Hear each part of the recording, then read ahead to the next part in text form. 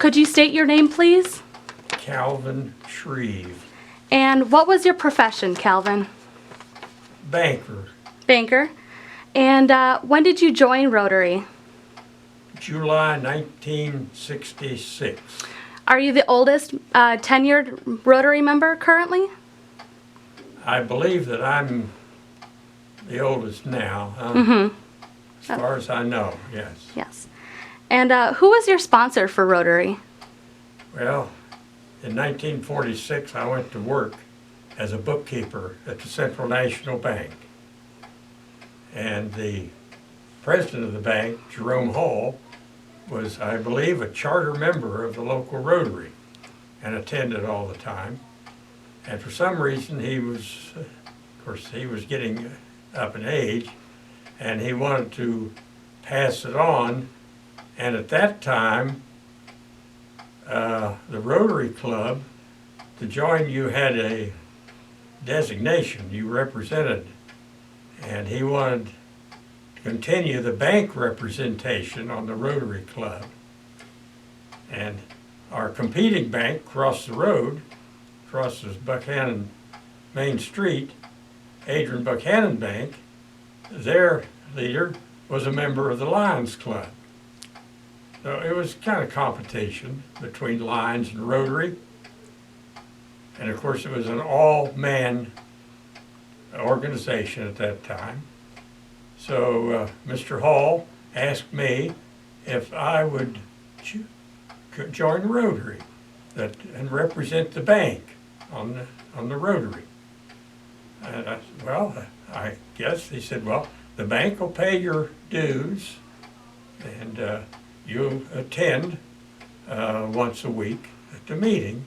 And the meeting at that time was just right next door on the third floor of the building. At C.J. Maggie's, yes? Yes, it's up over that. And the second floor at that time was an attorney's office. And we were on the third floor. We had a dining room and a kitchen and all. The food was cooked there by our employees. So I joined Rotary at his suggestion and represented the bank. And I found that Rotary had some other meetings, district conferences, and the bank said, well, yes, you can go to the conferences and just write an expense check from the bank to take care of this. You're like, oh, that was good. And that evolved after, I don't know how many years, sometime they come up with a Rotary conference at Ogilvy. And at that time, it was bring your wife, and it was a weekend thing. Started Friday evening and Saturday night you had a banquet and entertainment and something going. And in the meantime, you had various, shall we say, classes, seminars on Rotary business and so forth. So we went to Ogilvy, and that was a real treat. The Weirton Club had gone all out in decorating, had a beautiful dining room and good entertainment. I can remember we were there more than once at the conferences. I know one year the group, the Steelmen, were from Weirton, or Wheeling, were the entertainers, and their music was great. And one thing led to another. Then I kept working with Rotary. We got in the program of the blood screening, and spent a lot of time working with that. How long has a blood screening been going on for? You'd have to ask someone with better history of when it happened. Dean Everett was one of the ones that got that started. Okay. So have you sponsored anyone at Rotary? I don't recall that I did, because when I joined, of course, my friends were Rotary, were bank, and Rotary was limited to the number of bankers that they could be on the Rotary membership. You're supposed to have someone from each profession or each business on the Rotary, which is standard. I don't believe that holds anymore. And Rotary itself has changed much along with society. Things have changed, and due to a lawsuit in California, then women were admitted. And not that they changed it so much, but it just broadened the aspect and the things that Rotary could get into and still be Rotarian.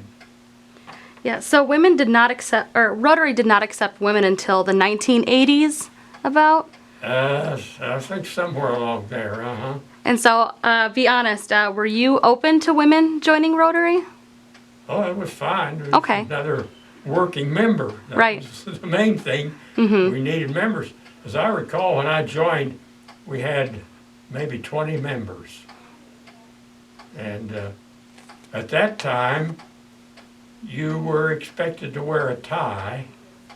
Right? If you didn't, you got fined.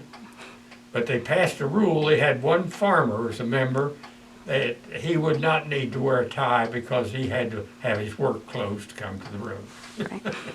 It was just that, it was so individual, just that way it went. Now it's broader and everybody has a way and a place in it. So when they met on the third floor, how did they keep track of attendance? That's where they had the wall with all the members in a little square with their name on it and a light behind it. And when the members came in to the meeting, they turned their light off. And then the secretary could take absentees with the lights left on. That was kind of strange, but that was the way. And once we moved out of there and our membership grew, that was not a practical way to have that on there. So do you remember your first or earliest Rotary meetings? No, not in detail. I don't recall because I was just so new to it. I was just trying to not get into any arguments and troubles or anything and represent the bank. Then I progressed through Rotary, was a president of the local club once. And the duties then of seeing about programs now, but that has been changed in a sense in that you have people in charge of programs and you have people in charge of different things, which since you have a larger membership, you can do. What advice or comments do you have for anyone interested in becoming a Rotarian? Well, that it's a very active service organization, and if you want to have a place to have lunch with people you know and are friends with, it makes a good place and a good place to serve. Since Rotary has, well, the blood screening is probably the biggest thing we do. That's a fundraiser. But there's other programs that they work with. How has Rotary shaped or influenced you over the years as a banker? Well, I don't know. As a banker, I know in Rotary, I met many bankers from the other cities and so forth, but we met them through banking too, but we'd find that they were Rotarians. Each bank in town had a Rotarian. They aimed to be represented because Rotary and Lions Club were the clubs at that time. And if you wanted to your organization wanted to be there, you wanted someone on that club membership. All And right. in turn, being a member gave you kind of a standing with the rest of the business scene. All right. Well, thank you so much for being here today, Calvin. And it's such an honor to meet a World War II veteran. So thank you for your service. Thank you.